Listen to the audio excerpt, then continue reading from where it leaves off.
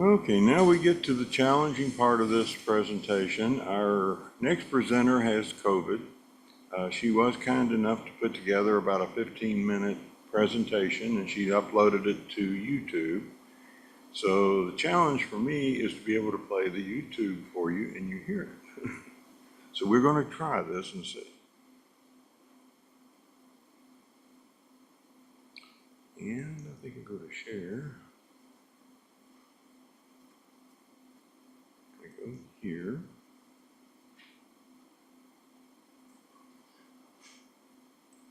And I share that.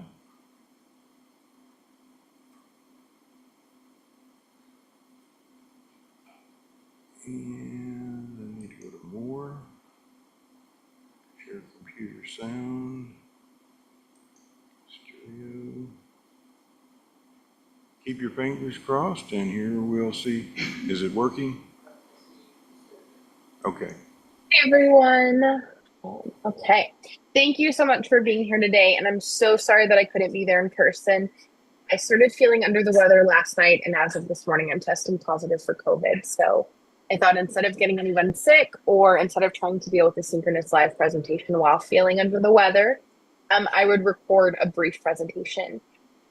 I'm not going to take up the full hour, so I apologize for how that affects the schedule. And again, I'm so sorry that I couldn't be there in person, but thank you all for understanding and for taking the time. So my name is America Edwards, and I am an assistant professor at the University of Kentucky School of Information Science. This is my first semester at UK. I graduated with my PhD from UC Santa Barbara and did a postdoc at Michigan State University in the last year. So I'm thrilled to finally be in a tenure track position and in the Commonwealth. My family's from Michigan, so I'm only 5 hours away. And so far, I'm absolutely loving Lexington and greater Kentucky. So my work focuses on family communication and community engagement, especially around complex issues like firearm safety. Today, I'm so excited to introduce you to a project that I've spent the fall semester working on, LexProtect, an initiative aimed at addressing gun violence in Lexington by empowering families to have critical conversations about gun safety and proper firearm storage. I've applied for $20,000 of grant funding. We're currently awaiting the decision, but I thought I would still present the brief overview of our project, because even if we don't identify this particular funding source, I have some other ideas in mind. So LexProtect is a community-driven pilot project that aims to reduce preventable gun-related incidents by facilitating conversations within families about firearm safety. This initiative is especially important in Lexington, where gun violence is a growing concern, and throughout the greater Commonwealth. Today, I'll be walking you through why gun safety is so crucial, although I'm sure you're all perfectly aware, what our specific goals are, and how we plan to achieve them through a combination of both research and community outreach. At the core of LexProtect is a simple idea. When families talk openly about gun safety, they can take practical steps to keep their homes and their children safe. But we also recognize that many families face barriers to having these conversations. And part of our project is understanding those barriers and providing resources to overcome them. So gun violence, as we all know, has become a critical issue in the United States. In fact, between 2019 and 2021, there was a staggering 50% increase in child and teen deaths caused by gun violence. This statistic comes from Pew Research, and it paints a troubling picture of the risks that young people face. Here in Kentucky, 221 teenagers lost their lives to gun violence between 2018 and 2022, and 154 children under the age of 12 were hospitalized for gun-related injuries in the state. Those numbers are unacceptable. What's particularly concerning is that 4.6 million children in the US live in homes with loaded yet unlocked guns. Many of these gun-related incidents that are happening are preventable, which is why LexProtect aims to tackle the issue at its root by encouraging safe gun storage and open family communication while providing resources to our community. We know that parents care about the safety of their children, but many families don't know how to start these difficult conversations or may not even be aware of the risks associated with having an unlocked firearm in the house or sending your child to someone else's home who has an unlocked firearm. And that's where LexProtect comes in. We help to bridge the gap. So LexProtect is both a research and community engaged initiative. Our primary focus is to reduce gun-related incidents through proactive conversations about firearm safety between parents and children, and between parents and other parents, family members, friends, anyone that might be in charge of their child's care for a time. Our strategy is twofold. First, we'll begin by distributing gun locks and resources to families at community events. These resources could include things like Be Smart campaign materials, which is a campaign out of Everytown and Moms Demand Action that talks about how to secure your firearms, how to ask if people have unsecured firearms. Will include materials from the American Pediatrics Association that recommends you talk to anybody about their firearms in their home before you send their child there. And gun locks, which will hopefully prevent unsecured firearms from lying around the house. We will also be conducting surveys and interviews with parents across Lexington and hopefully greater Kentucky eventually to assess their knowledge and comfort level with firearm safety. We're going to ask them about their knowledge of initiatives such as Be Smart. We're going to talk to them about whether they've had conversations with family members or other members about the firearms in their home, and whether they've talked to their children about firearm safety. This will help us understand the specific barriers that they face when talking about this issue and allow us to redesign or design new resources that are relevant to their needs. I'm so grateful to share that LexProtect has received support through several channels, including partners like K-SPAN and Moms Demand Action, as well as funding for research and outreach through my role as principal investigator. Now, as I mentioned, our grant application is still pending a final decision, but we're always seeking additional funding to help expand our initiative to other areas of Kentucky, which I'll discuss in detail more shortly later. So now let's talk about our approach to engaging the community. One of the key components of LexProtect is community outreach. We will be tabling at local events to meet families face-to-face. We'll distribute gun locks, provide educational materials, but we also want this to be an interactive effort. This is where we will recruit participants for the research element and where families will have the opportunity to participate in surveys and interviews, which will give us insight about how they're talking about gun safety at home or why they're not, if they're not. And in addition to on the ground outreach, we're partnering with organizations such as Operation Make a Change and I Champion Health at University of Kentucky to help us tap into established networks of families who are already invested in creating safer communities. And together we're hoping to reach as many people as possible in Lexington. So as I mentioned, the grant I applied for was for up to $20,000. And I have allocated over half of that money to go directly back into our community, whether that's providing gun locks or conducting listening sessions to figure out if people need gun safes or more pricier issues. I completely lost my train of thought. Oh, and some of the money will go into paying participants who do participate in the research element.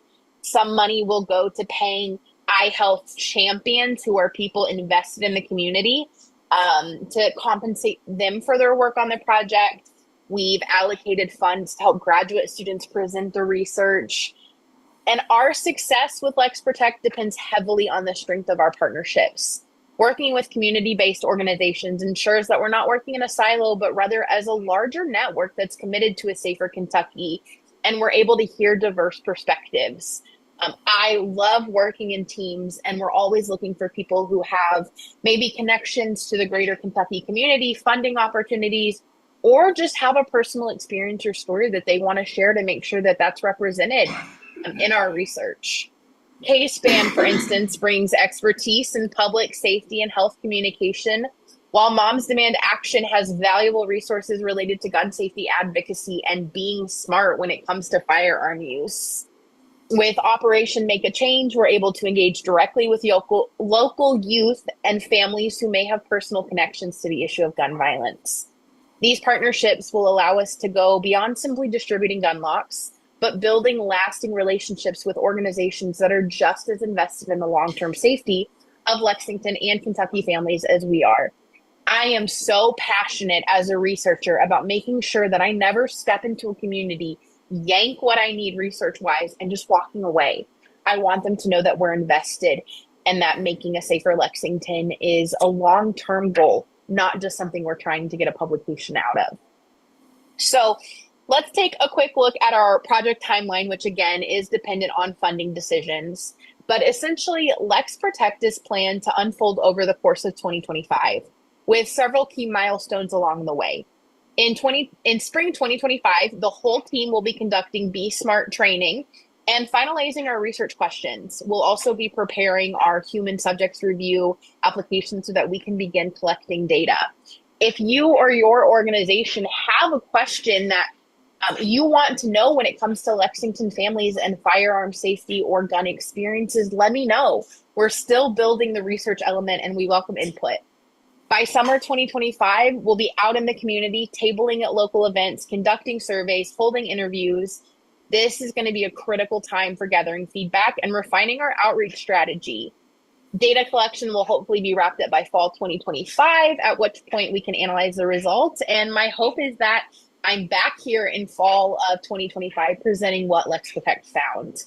By the end of 2025, our goal is to share our findings in academic journals as well as share them with public health stakeholders and community leaders.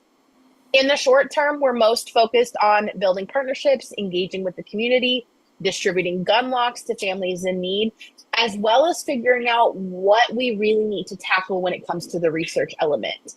These early efforts are going to be crucial for laying the groundwork of the project's success. And again, we're still welcoming and open to collaboration. So if you have an idea or a story, please email me. I believe my email is listed on the agenda, but otherwise it's americaedwards@uky.edu, or I'm sure Steve Sparrow would be happy to connect us. In the medium term, we will be assessing whether families are increasing their awareness of gun safety, particularly around safe firearm storage. And we'll be identifying the main barriers that prevent families from having these important conversations. Looking ahead, our long-term goal is to make a long-lasting impact on the safety of Lexington. In the long term, we aim to expand the reach of LexProtect to other counties across Kentucky. So again, if you have a connection, please reach out. I'm so sorry, my dog, not happy today. Stop, Biscuit. The insights we gather through our research are not only going to inform future prevention activities, but also contribute to the broader academic literature on family communication and gun safety. Sorry about that, y'all.